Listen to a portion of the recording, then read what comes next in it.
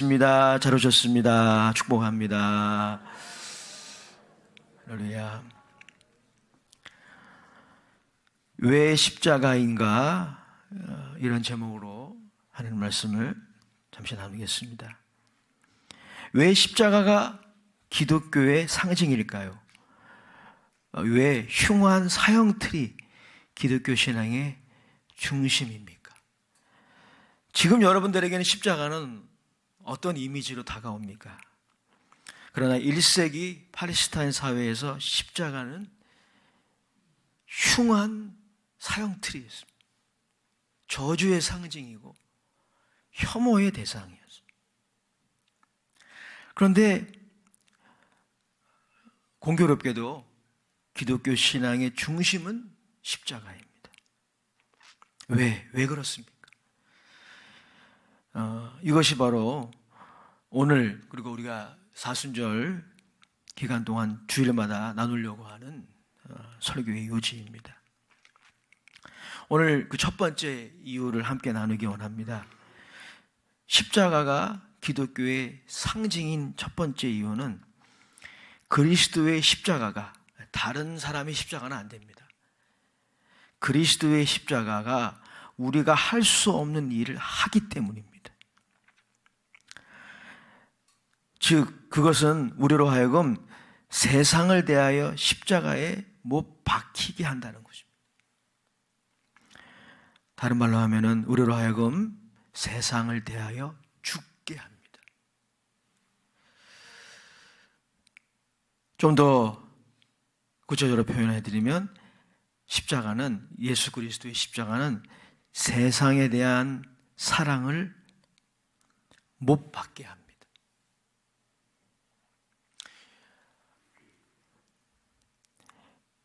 여러분 오해하지 마십시오. 세상 사랑은 세상 사람들에 대한 사랑이 아닙니다. 우리는 세상 사람을, 즉 영혼을 사랑해야 합니다. 요한복음 3장 16절에 하나님이 독생자를 이 땅에 보내신 것도 세상 사람들을 이처럼 사랑하셨기 때문이죠. 그러니까 우리가 못 박아야 할 세상 사랑은 세상 사람들에 대한 사랑이 아닌 것입니다. 그것은 소위 육신의 정욕과 안목의 정욕과 이생의 자랑으로 나타나는 사랑이 바로 세상 사랑입니다. 그것은 일종의 욕구입니다. 좀 전에 말씀드렸던 그 세상 사랑의 그 양상들, 일종의 욕구예요. 하지만 단순히 우리 몸의 자연적인 욕구가 아니라 왜곡된 마음과 육체의 욕구입니다. 영국의 신학자 윌리엄 바클레이는 성령의 열매라는 책에서 이 세상 사랑이 영혼의 원수다 라고 진단했어요. 여러분의 영혼의 원수가 여러분 주변의 동료나 지인이나 교우나 그런 사람들이 아니라는 겁니다. 심지어 여러분과 이렇게 좀 적대 관계에 있는 그 사람도 여러분의 영혼의 원수가 아닙니다. 우리의 영혼의 원수는 세상 사랑이에요. 육신의 정욕과 안목의 정욕과 이생의 자랑, 이것이 우리의 영혼의 원수예요. 또한 이것은 사랑이 돼. 이것도 일종의 사랑이에요. 세상 사랑도 사랑입니다. 하지만 자기 파괴적인 사랑입니다. 순리의 사랑이 아니라 영리의 사랑입니다. 그래서 여러분 이것이 고통과 불행의 씨앗이 됩니다. 사랑은 눈물의 씨앗이라는 가요가 있는지 모르겠지만 이런 종류의 사랑이 말세에 고통을 가져온다고 사도 바울이 일찍이 예언을 했죠. 디모데후서 3장 1절 이하의 말씀 제가 읽어드리겠습니다. 너는 이것을 알라. 말세에 고통하는 때가 이를 것이다. 그 원인이 뭐냐면 사람들이 자기를 사랑하며, 사랑을 하긴 하는데 자기에게로 굽어진 사랑은, 돈을 사랑하며 자랑하며 교만하며 비방하며 부모를 거역하며 감사하지 아니하며. 얼마나 감사에 인색한지 몰라요. 감사할 것이 정말 많은데 우리 서로에게 대해서도 생각해보면 감사할 게 참 많아요. 근데 그거는 그냥 싹 잊어버리는 거예요. 이것도 사랑이에요. 자기에게로 굽어지는 사랑. 거룩하지 아니하며 무정하며 원통함을 풀지 아니하며 모함하며 절제하지 못하며 사나우며 선한 것을 좋아하지 아니하며 배신하며 조급하며 자만하며 쾌락을 사랑하기를 하나님 사랑하는 것보다 더하며. 이 모든 것들의 뿌리가 사랑입니다. 여러분, 놀랍게도 왜곡된 사랑. 이런 사랑은 하면 할수록 불행해져요. 이런 사랑은 하면 할수록 자기도 고통받고 타인에게도 고통을 주게 됩니다. 경건의 모양은 있으나 경건의 능력을 상실하게 되는 거죠. 그러면 여러분, 이 문제를 해결해야 되지 않겠습니까? 이 영혼의 원수를 해결해야 돼요. 이 고통과 불행의 씨앗을 해결해야 됩니다. 그런데 여러분, 우리가 한 가지 알아야 돼요. 이 문제를 해결하는 다른 길은 없습니다. 이 길 외에는. 그 이 길이 뭐냐면 못 박는 거예요. 죽여야 돼요.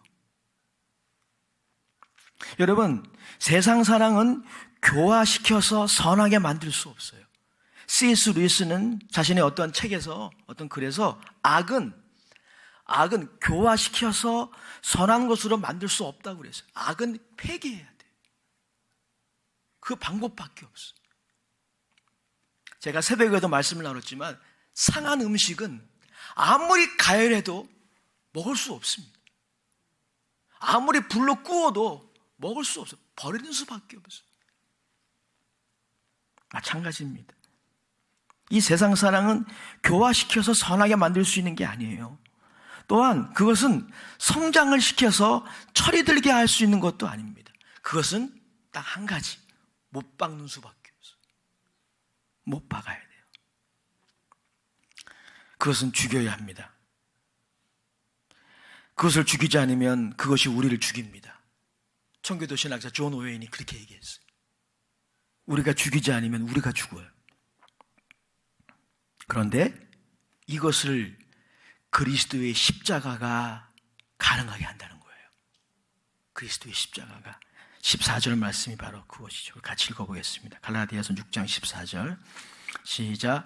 그러나 내게는 우리 주 예수 그리스도의 십자가 외에 결코 자랑할 것이 없으니 그리스도로 말미암아 세상이 나를 대하여 십자가에 못 박히고 내가 또한 세상을 대하여 그러하니라. 사도 바울은 어떤 사람이었습니까? 할례의 능력을 신뢰하는 사람이었습니다. 율법 전통의 능력을 신뢰하는 사람이었습니다. 그러나 그가 예수님을 몰랐어요. 그래서 예수님을 따르는 사람을 박해하다가 부활하신 예수님을 그가 만났죠. 그 이후에 그가 깨달은 것이 바로 오늘 갈라디아서 6장 14절 15절인 것입니다. 즉 이 말씀은 할례 받음이 의미가 있지만 할례 받음이 이것을 하는 것이 아니라는 거예요. 즉 이 세상 사랑을 십자가에 못 박는 일은 못한다는 것입니다. 심지어 율법이 이것을 하는 것이 아니라고 하는 거예요. 율법이 선하고 거룩하고 우리에게 필요한 것이지만 또 율법을 지켜야 하지만 그 율법이 이 육체의 정욕과 안목의 정욕과 이상의 자랑, 이 영혼의 원수를 십자가에 못 박지 못한다는 것이죠. 그러므로 종교가 이것을 하는 것이 아닙니다. 도덕 갱생 프로그램이 이것을 하는 것이 아닙니다. 여러분, 율법이 의미가 없다는 게 아닙니다. 할례가 의미 없다는 게 아닙니다. 도덕 갱생의 어떤 인격 수양 이런 것들이 의미 없다는 것이 아닙니다. 왜 이것들이 하지 못합니까? 인간이 그만큼 부패하고 타락했기 때문이에요. 그래서 여러분, 오늘날 우리의 모습이 어떠합니까? 율법과 종교와 신앙 경륜 때문에 우리는 이것들을 십자가에 못 박지 않은 채 살아가면서도 자기를 기만하며 살아갈 때가 얼마나 많은지 몰라요. 여러분, 사람이 누구에게 가장 잘 속는 줄 아세요? 자기에게 가장 잘 속아요.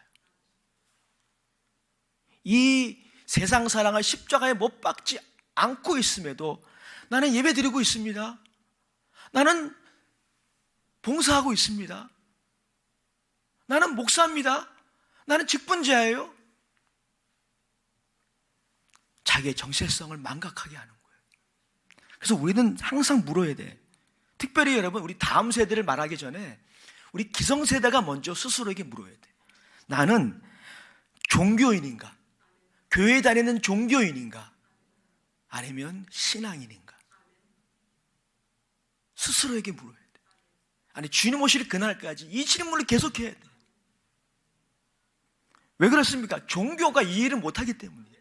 율법이 이 일을 못해요. 신앙의 외적인 행동들, 이렇게 예배를 드리고 찬양을 부르고 봉사를 하는 이런 외적인 행동들이 이것을 하는 게 아니에요. 아, 나 이거 하고 있는데요?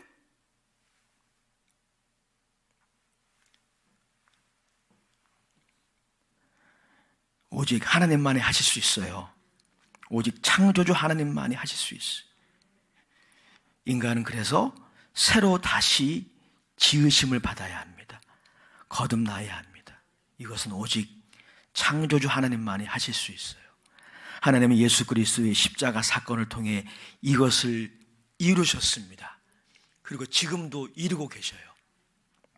성령을 통하여 하나님이 예수님을 통해 이루신 이 일을 지금도 계속 진행하고 계세요. 여러분들이 그 일의 주인공이 되시기를 축복합니다. 그래서 고린도후서 5장 17절의 말씀 우리 같이 읽어보겠습니다. 고린도후서 5장 17절 시작. 그런즉 그리스도 안에 있으면 새로운 피조물이라. 이전 것은 지나갔으니 보라 새 것이 되었도다. 아멘. 예수님이 십자가에 죽으시고 부활하심으로 말미암아 이 새 창조가 시작되었습니다. 지금도 진행 중인 거예요. 이 새 창조가 이제 종말에 가서는 완전히 이루어질 것이죠. 우리 각 사람이 예수를 믿을 때 이 새 창조가 나의 사건이 됩니다. 여러분, 예수님은 요한복음 3장에 이 새 창조가 일어나지 않으면 그 누구도 하나님 나라에 들어갈 자가 없다고 말했어요. 그 대답을 누구에게 했냐면 니고데모라고 하는 사람에게 했어요. 당시 바리새인이에요. 당시 사람들이 존경하는 훌륭한 종교인이었어요. 그 바리새인에게 예수님이 하신 말씀이 그거예요. 사람이 물과 성령으로 거듭나지 아니하면 종교를 통해서 하나님 나라에 들어갈 자가 없다는 거예요. 그런데 하나님은 어떤 일을 하셨습니까? 예수님을 이 땅에 보내주셨죠. 그리고 그분이 십자가에 못 박히셨어요. 그리고 피 흘려주셨습니다. 그래서 우리 각 사람이 예수님을 믿을 때 우리는 예수님의 죽음과 연합하게 되는 것입니다. 이 신비한 연합이 이루어지는 겁니다. 누구든지 예수를 믿으면 이 신비한 연합이, 우리가 다 측량할 수는 없지만 이 신비한 연합이 우리 안에 일어나는 것입니다.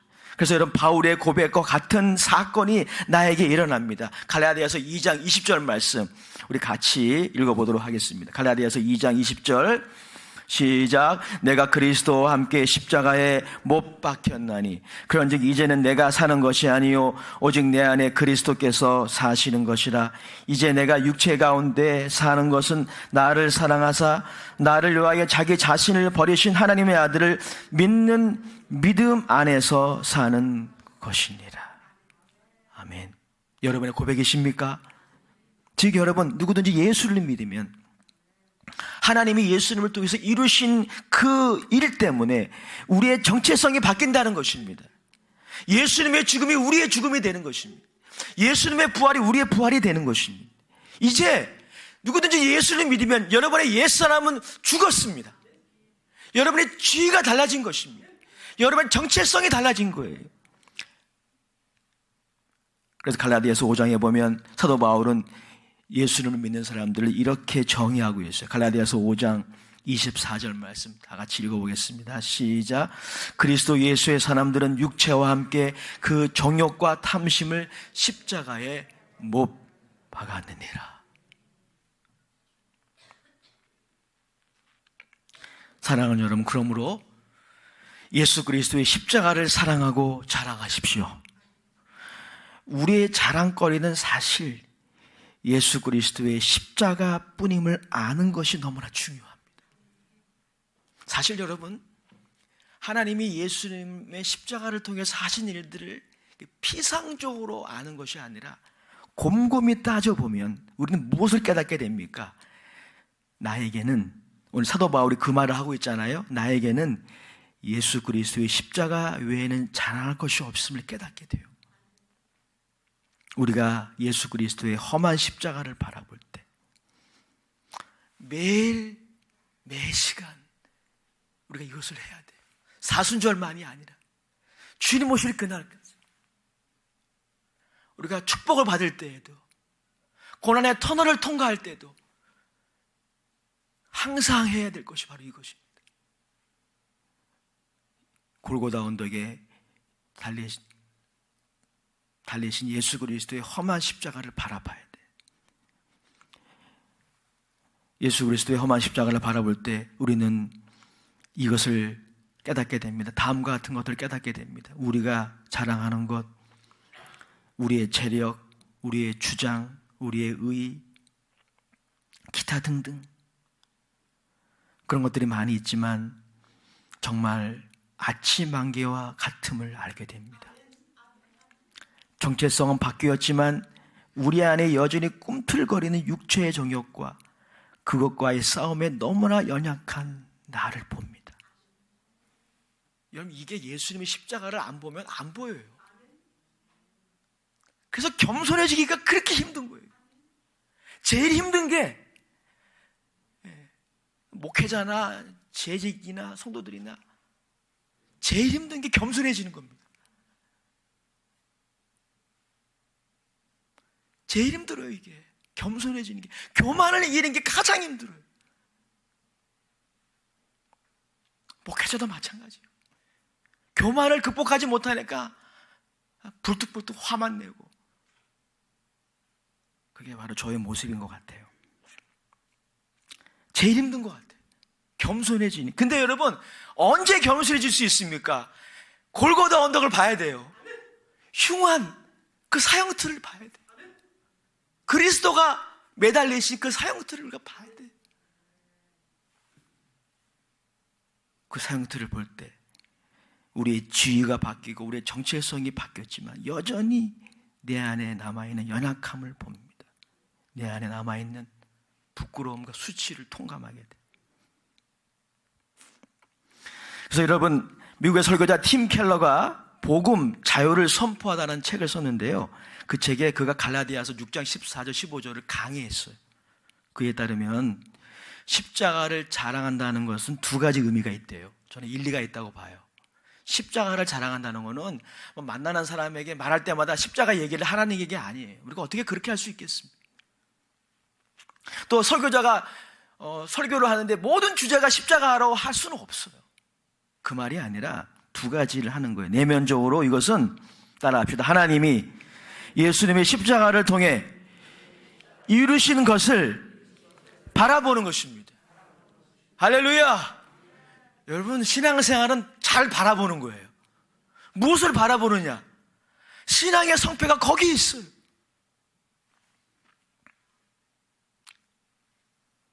우리가 무엇을 바라봐야 할까요? 우리가 무엇에 주목해야 할까요? 하나님이 예수님의 십자가를 통해 이루신 것을 바라봐야 합니다. 그때 우리의 교만과 자랑의 재료들이 나에게 오히려 해가 됨을 보게 됩니다. 그래서 우리는 드디어 겸손해지는 거예요. 아, 정말 그렇군요, 주님. 저에게 자랑할 것이 없군요. 제가 이 정도입니다. 이걸 깨닫게 되는 거예요. 그리고 여러분, 그것만이 아닙니다. 이 다음에 주목해 주세요. 우리가 십자가를 바라보잖아요. 그러면 우리가 겸손해질 뿐 아니라 그럼에도 불구하고 하나님이 예수 그리스도 안에서 나를 어떻게 여기시는지를 보게 돼요. 하나님이 나 자신을 용서하고 용납하며 나의 가치와 실력을 있는 그대로 인정하심을 봅니다. 여러분이 요즘 이 자존감에 대한 그 어떤 여러 가지 책들이 많이 나왔잖아요. 그만큼 요즘 현대인들이 자존감의 문제를 가지고 씨름을 하고 있다는 거예요. 자기의 존재감, 자기 인생의 의미, 이 공동체 안에서 나의 존재의 가치에 대한 것을 찾지 못해서 부단하게 싸우고 있다는 거죠. 특별히 여러분, 우리 청소년들, 청년들만이 아니고요, 우리 어른들도 마찬가지. 이 싸움은 주님 오실 그날까지 계속되는 거예요. 우리는 언제나 이 인정에 목말라 하고 있어요. 누군가로부터 인정받고 가치를 인정받는 것에 목말라 하고 있어요. 그런데 여러분, 성경에 그 답이 있습니다. 그것은 바로 골고다 언덕을 바라보는 거예요.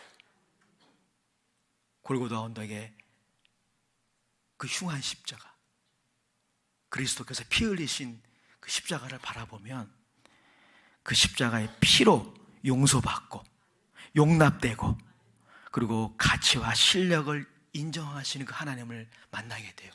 여러분들이 어떤 주위에 있든, 여러분들 어떤 학교를 나왔든, 여러분들이 어떤 차를 타고 다니든, 여러분들의 스펙이 어떤 스펙이든 관계없이 그건 다 지나갑니다. 지난주 금요일 날 그 부분을 나눴잖아요. 하나님의 백보자 심판 앞에서 땅과 하늘의 모든 자랑거리는 다 사라져요. 잠시 있다가 사라지는 거예요. 십자가를 바라볼 때 그런 것과 관계없이 여러분을 용서하시고 용납하시고 여러분의 가치와 실력, 여러분의 고생하는 것들을 인정해 주시고 받아주시는 하나님을 만나게 돼요. 그래서 세상의 평가와 사람들의 자랑거리로부터 자유하게 됩니다. 그래서 십자가를 바라볼 때 자유가 있는 거예요. 또한 여러분, 십자가를 자랑한다는 것은 이렇게 내면적으로 믿음의 눈을 떠서 주님을 바라본 것만이 아니라 외면적으로 예수 그리스도의 십자가의 능력을 확신하고 그것을 전하는 것입니다. 따라합시다. 예수님의 십자가의 능력을 확신하고 전합시다. 오른손을 높이 들어보십시다. 오른손을 주먹 쥐고 따라합시다. 나도 성령님과 함께 이번 사순절에 한 영혼 이상에게 복음을 전할 수 있습니다. 아멘. 여러분, 예수님의 십자가는 능력입니다. 설교자나 전도자나 기억해야 될 것이 있어요. 그의 학력, 외모, 재력, 논리는 도구일 뿐이에요. 그건 능력의 원천이 아닙니다. 능력의 원천은 십자가예요. 십자가에 달리신 예수 그리스도, 그분이 능력의 원천입니다. 여러분, 그의 복음은 산도 옮길 수 있어요. 이 예가 바로 영국의 목회자 중 한 사람인 세인트 헬렌스 비숍 게이트의 목회자였던 딕 루카스의 이야기입니다. 팀 켈러의 책에 인용된 이야기를 제가 재인용하는 거 한번 들어보시기 바랍니다. 딕 루카스는 영국의 세인트 헬렌스 비숍 게이트라는 곳의 사목입니다. 팀 켈러와 아마 친분지간에 있었던 목회자였던 것 같아요. 그가 어떻게 목회자가 됐는지 그 이야기입니다. 그는 1955년 자신이 다녔던 캠브리지 대학에 있었던 일을 잊을 수 없었어요. 캠브리지, 아주 유명한 대학이에요. 영국의 옥스포드와 함께 좀 수재들만 다니는 대학. 저는 캠브리지 하면은 양복 브랜드만 생각했어요. 캠브리지. 근데 대학 이름이죠. 그가 캠브리지 대학을 다닐 때 대학생 선교 대회가 있었습니다. 부흥 집회가 학교 안에 성당이 하나 있는데 그 성당에서 열린 거예요. 그리고 그 부흥의 주 강사는 빌리 그레함이었습니다. 작고하신 유명한 부흥 전도자 빌리 그레함. 빌리 그레함이 영국 캠브리지를 방문해서 설교한다는 소문이 났습니다. 당시 자존심이 강한 영국 언론은 그의 방문을 다음과 같이 비꼬았습니다. 무식한 미국의 근본주의자가 우리의 최고의 지성인들에게 설교를 한다니 어찌 된 일인가? 이게 대서특필을 했어요. 빌리그레함의 전도 집회를 아주 혹평한 거죠.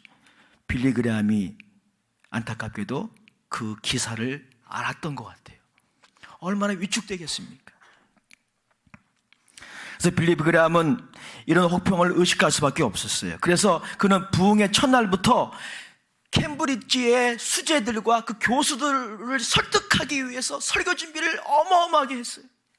서양의 유명한 철학자들, 플라톤, 소크라테스, 키에르케고르, 니체, 이런 사람들을 예로 들어서 하나님 말씀을 전하려고 노력을 했습니다. 하지만 부흥의 첫날 나흘 동안에는 이 딕 루카스에 따르면 별로 은혜를 받지 못했어요. 딕 루카스도 그렇고 이 이야기가 빌리그레함의 자서전에도 기록되어져 있는데 빌리그레함 자신도 설교를 하면서도 은혜를 못 받는 거예요. 여러분, 목회자도요 설교하면서 은혜를 받습니다. 근데 빌리그레함이 전혀 설교하면서도 기쁨이 없는 거예요. 그러자 마지막 밤 빌리그레함은 주제를 바꿨습니다. 오직 예수님의 피를 전하기로 했어요. 그는 오직 예수님의 십자가만을 자랑했습니다. 그리고 딕 루카스는 그 날의 경험을 잊지 못한다고 다음과 같이 전합니다. 제가 딕 루카스의 자서전과 같은 이야기를 소개하고 저의 메시지를 정리하려고 합니다. 들어보시기 바랍니다. 나는 그날 밤을 절대 잊지 못할 것이다. 나는 사람들이 발 디딜 틈도 없이 들어찬 성당의 제단 바닥에 앉아 있었다. 반대쪽에는 이전트 신학 교수가 다리를 꼰 채 앉아 있었고, 반대쪽에는 어느 대학의 교목이자 미래의 주교가 될 사람들이 쭉 앉아 있었다. 둘 다 여러 면에서 좋은 사람이었다. 하지만 그들은 우리가 그리스도의 피로 죄에서 구원을 받아야 한다는 생각에는 완전히 동의하지 않았다. 그날 밤 빌리그레함 목사는 창세기로부터 시작하여 성경 전체를 훑으며 우리가 상상할 수 있는 모든 피의 희생을 말했다. 그 피가 그레이트 세인트 성당 전체에 45분 동안 흘렀다. 내 옆에 앉은 두 사람 모두 그리스도의 피에 대한 그 거친 선포에 몹시 당혹스러워했다. 그것은 그들이 싫어하고 두려워하는 전부였다. 그것은 그들이 싫어하고 두려워하는 전부였지만, 그러나 설교가 끝나자 놀랍게도 약 400명이 남녀가 자신의 삶을 그리스도께 드렸다. 그 중에 한 사람이 바로 딕 루카스예요. 이 딕 루카스가 그날 예수님을 만나고 목회자가 되기로 결정한 것입니다. 무엇이 그렇게 맞는 것입니까? 예수님의 십자가의 능력이 나타난 것입니다. 이 딕 루카스가 나중에 목회자가 된 이후에 우연히 어떤 목회자 한 사람을 또 만났어요. 그 목회자와 대화를 하다가 어떻게 목사가 되기로 결심했는지 질문을 했어요. 근데 그 사람도 캠브리지 대학을 나왔다는 거예요. 1955년도에 그 부흥사경회에 참석했다는 것입니다. 그도 빌리그레함의 마지막 날 설교를 듣고 결심한 거예요. 그리고 그가 이렇게 말합니다. 나는 그날, 그 딕 루카스가 만난 그 목회자의 고백이에요. 나는 그날 예수님이 바로 나를 위해 죽으심을 비로소 깨달았다. 사랑하는 여러분, 무엇이 우리를 변화시킵니까? 무엇이 그 끈질기게 그 세상 사랑을 십자가에 못 박게 합니까? 예수님이 바로 나 자신을 위해 죽으셨음을 깨달을 때예요. 그걸 누가 할 수 있습니까? 오직 십자가에 높이 달리신 예수님만이 하실 수 있습니다. 성령님만이 하실 수 있습니다. 하나님이 그 일을 하셨고 지금도 하고 계십니다. 오늘 그래서 저의 이 외침과 선포가 앞으로도 간절한 기도 제목이 한 가지가 생겼어요. 예수의 피로 충만하기 원합니다. 저의 설교가 여러분들에게 그냥 윤리적인 권면이나 도덕적인 권면으로 끝나지 않기 원합니다. 그래서 신학적인 지식을 그냥 열거하는 것으로 끝나지 않기 원합니다. 제가 어떤 목회자의 설교를 인용하고 어떤 학자의 설교를 인용하고 어떤 성경을 인용을 해도 제 이 예배 시간에는 이 예배만이 아니라 우리 교회에서 드려진 모든 공예배 시간에 한 가지 기도 제목이 있어요. 예수의 피가 충만하기 원합니다. 그것밖에는 길이 없어요. 영벌받은 인생이 그 세상 사랑을 십자가에 못 박고 주님께 돌아올 수 있는 유일한 길은 그거밖에 없어요. 우리가 언젠가부터 그 말을 하기를 주저했습니다. 뭐 복잡하게 얘기를 많이 한 거예요. 저도 그랬던 것 같아요. 그런 설교자 중에 한 사람인 것 같아요. 그렇게 말을 잘해야만 된다고 생각했던 것 같아요. 그게 아니에요. 성령을 통하여 예수님의 피가 이 자리에 충만할 때 오늘 함께 우리 눈을 감읍시다. 다 눈을 감읍시다. 저는 눈을 뜨고 있으니까 저는 눈 마주치면 안 돼요. 눈을 감아주세요. 저도 눈을 감겠습니다. 이 시간 여러분들의 생각을 사용하십시오. 생각을 끄지 마시고 골고다 언덕을 바라보십시오. 그리고 여러분을 위하여 저주의 형틀에 못 박히신 그분을 바라보십시오. 그분이 여전히 여러분을 기다리고 계십니다. 그분이 여러분들 여전히 사랑하시고 붙들고 계십니다. 그리고 이렇게 기도합시다. 주님, 내가 예수님의 십자가만 자랑하기 원합니다. 더욱 사랑하기 원합니다. 그 예수님의 흘리신 그 보혈로 나를 치유하여 주시옵소서. 나를 회복시켜 주시옵소서. 오직 주님만을 자랑하도록 나를 이끌어 주옵소서. 이 십자가의 능력을 확신하고 전하게 하옵소서. 예수님이 바로 나를 위하여 십자가에 달리셨음을 알게 하옵소서. 예수님의 이름으로 기도하옵나이다. 아멘. 우리 찬송가 144